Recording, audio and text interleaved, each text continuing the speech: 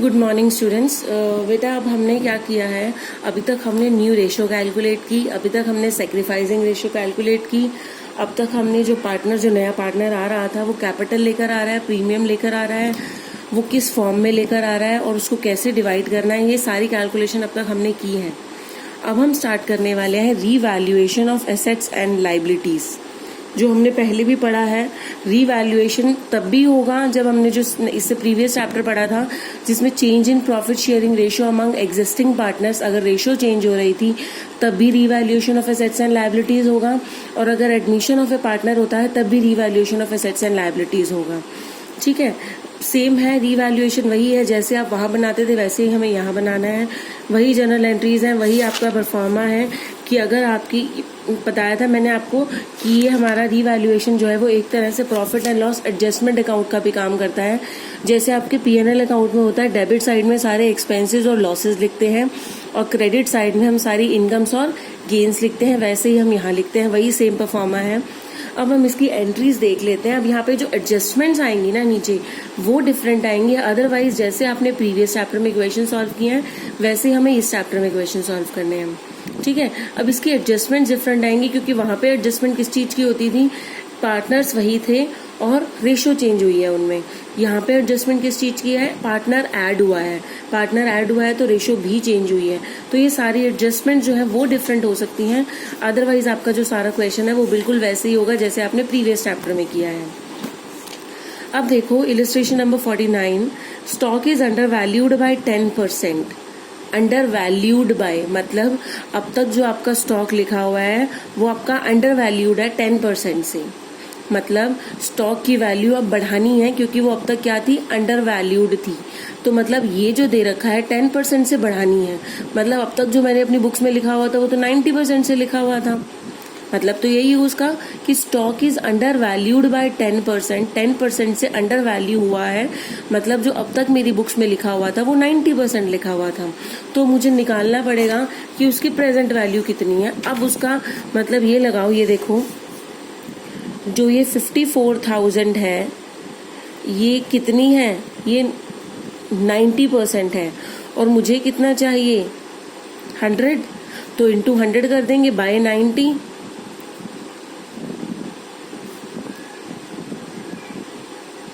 मतलब जो present value है स्टॉक की 60,000 और जो आपकी बुक्स में दे रखी है वो 54 है।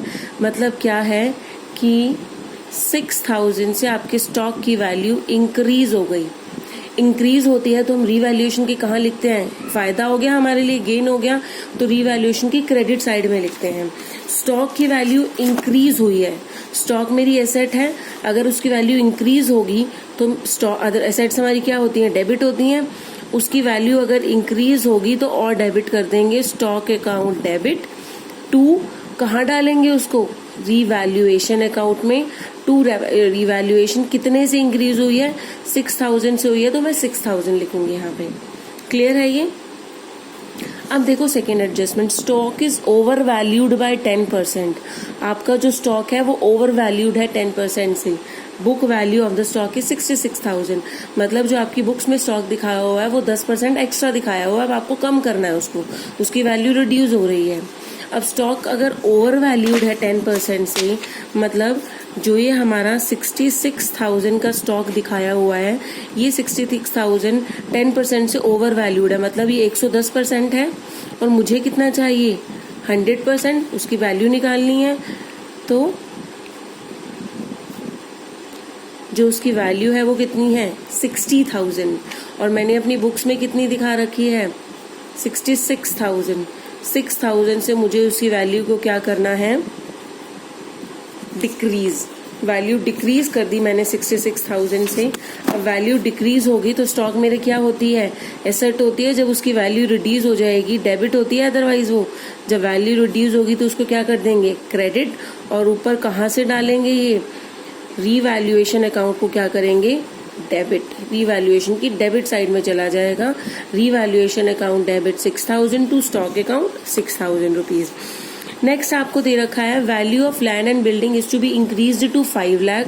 जो बुक वैल्यू है वो 4 लाख है, लैंड एंड बिल्डिंग की वैल्यू मतलब बढ़ रही है।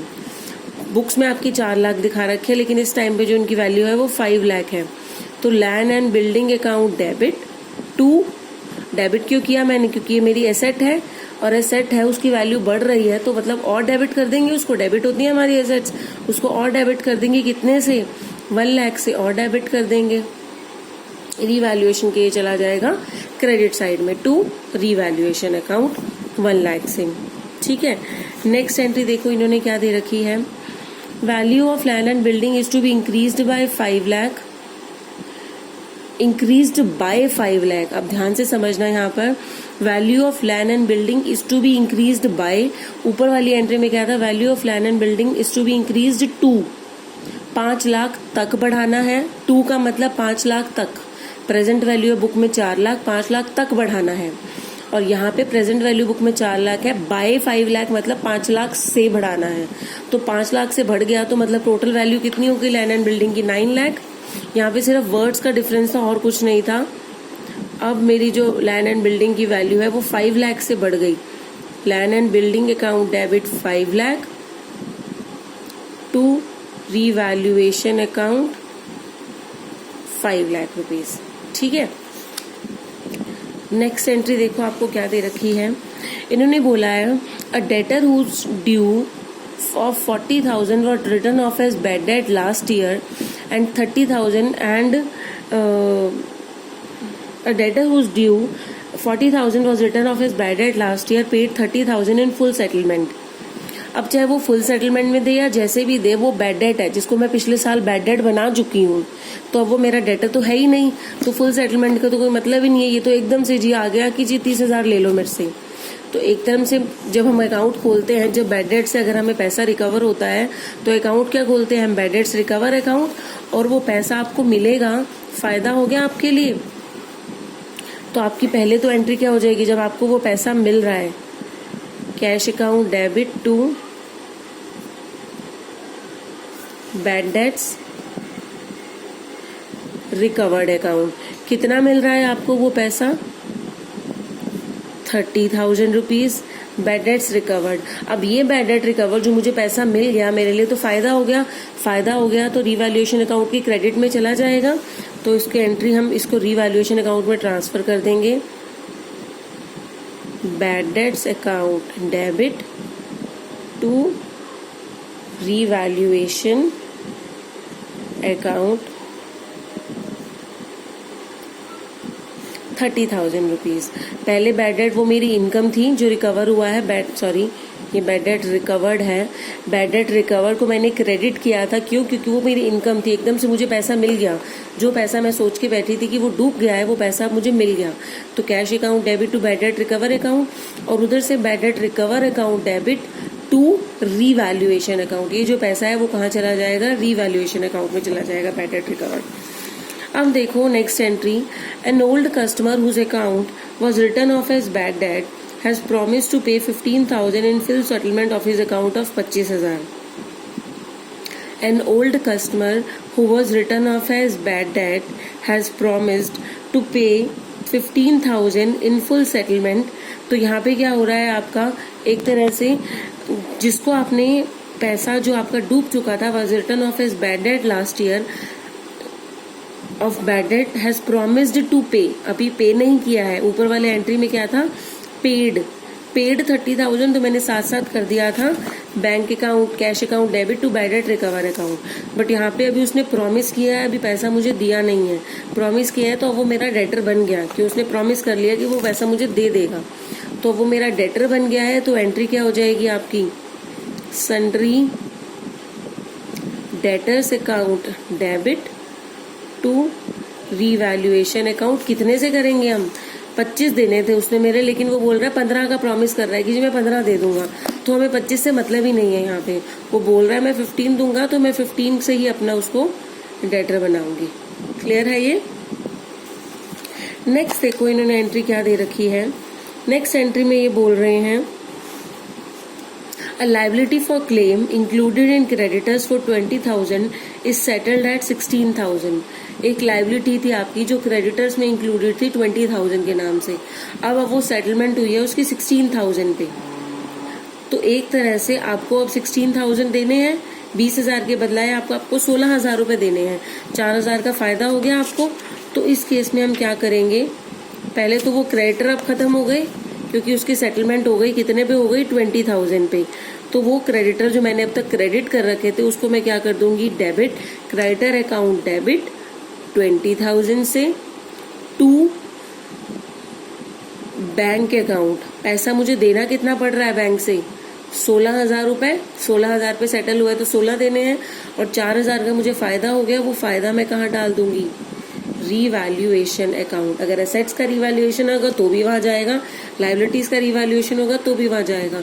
तो रीवैल्यूएशन में चला जाएगा 4,000 से, क्रेडिटर आपके रिड्यूस हो गए तो 4,000 चला जाएगा आपका। ठीक है, अब नेक्स्ट देखो क्या दे रखी है इन्होंने, A computer purchased on 1st October 2016 for 40,000 debited to office expense account is to be brought into account on 31st March 2018, charging depreciation at 10% per annum on written down value basis। वो बोल रहे हैं computer खरीदा था आपने 1 October 2016 को for 40,000 debited to office expense account. Office expense account में आपने डेबिट कर दिया था, is to be brought into account. अब आपने उसको अपनी एसेट्स में दिखाना है, अकाउंट में लेकर आना है, चार्जिंग डेप्रिसिएशन है 10% per annum on return down value. अब 1 अक्टूबर 2016 को खरीदा था, उसको जो मैं अपनी बुक्स में दिखा रही हूँ 31 मार्च 2018 को, तो बीच में टाइम पीरियड कितना गया, 31 मार्च 2017 भी आया होगा, फिर 31 मार्च 2018 का मुझे निकालना है।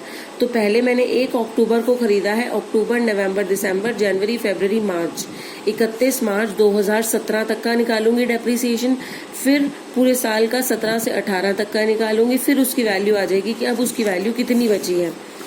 रिटर्न डाउन वैल्यू पे आपको निकालना है, तो आपने कितने का खरीदा है, ये आपने खरीदा है 40,000 का, 10% पे डेप्रिसिएशन लगाना है। 1 अक्टूबर 2016 से लेकर 31 मार्च 2017 तक का डेप्रिसिएशन हम निकाल रहे हैं, तो 6% के 6 मंथ्स के हिसाब से निकल आएगा। ये आपका आ गया 2,000 रुपीज। अब 40,000 माइनस 2,000, अब उसकी वैल्यू कितनी बची, 38। अब इस पे डेप्रिसिएशन लगाना है आपने 10% के हिसाब से, तो अब तो पूरे साल का ही लगना है, कब से, 1 अप्रैल 2017 से 31 मार्च 2018 तक का।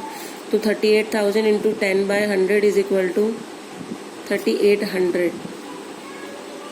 38,000 माइनस 3,800, ये आपका आ जाएगा 34,200। मतलब इस टाइम पे जो उसकी वैल्यू बची है वो 34,200 बची है।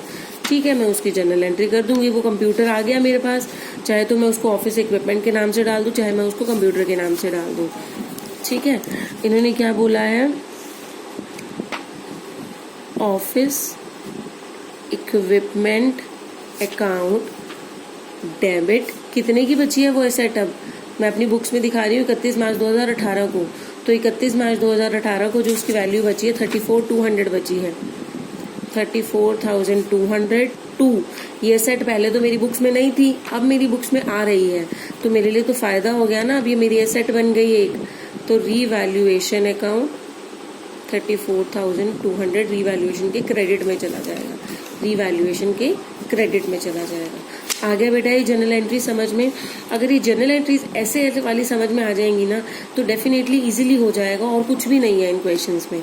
अलग अलग ऑफ कोर्स टॉपिक्स आएंगे जिनको हम टॉपिक वाइज करेंगे, आज के लिए आपको इतना ही करना है। Thank you.